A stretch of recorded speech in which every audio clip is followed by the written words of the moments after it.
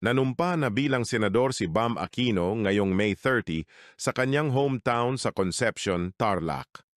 Pinangasiwaan ni Mayor Noel Villanueva ang panunumpa na ginanap sa Concepcion Municipal Government Center.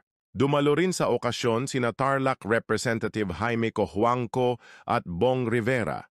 Ayon kay Aquino, wala siyang nakitang mas angkop na lugar para sa seremonya kundi ang kanyang bayan, kung saan siya dating tinawag na gentleman from Tarlac noong una niyang termino bilang senador mula 2013 hanggang 2019.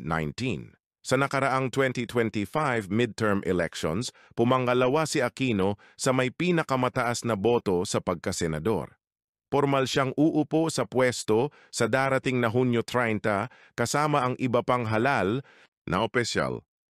Salamat sa panonood. Huwag kalimutang i-like, i-share at mag-follow.